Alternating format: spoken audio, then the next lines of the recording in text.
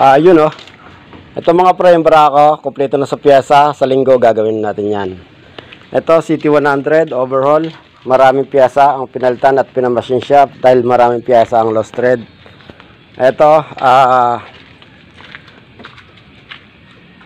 kapag ka umaandar siya, tapos kapag ka pinatay mo, no, umiikot yung kanyang sigunyal. Okay?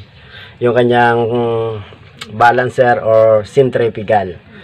At ito yung kunya, buo naman. Alam nyo ba mga pre kung bakit nasisira ang centrifugal? Dahil nga hindi nahihigpitan maigi yung nut. Okay, ito. Ito. Hindi nahihigpitan na maigi. Ngayon pagka hindi nahihigpitan maigi, sumasala tong kunya katulad dito may konting tama. Diba?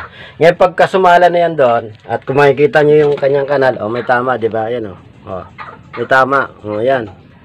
Dahil nga hindi ganong mahigpitan maigi kaya nababasag yung kanyang centrifugal. Pag umiikot yung sigunyal, yung centrifugal umiikot na po persa kaya nababasag. Isa yan sa dahilan kung bakit nasisira tong ating centrifugal. Ayan basag Kita nyo ba? Madilim ayun, basag Yan, basag Kita nyo, yun. Ang dahilan, hindi lang nahigpitan maigi yung kanyang yung kanyang nut dito sa ating sigunyal.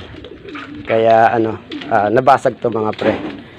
Dahil nga hindi tayo nakakapag-vlog na ibang araw kasi nung mga nakarang tambak tayo. Ito, 3 na natira. At ito, matatapos na natin to ngayon. Inantay lang natin yung piyasa. Ayan.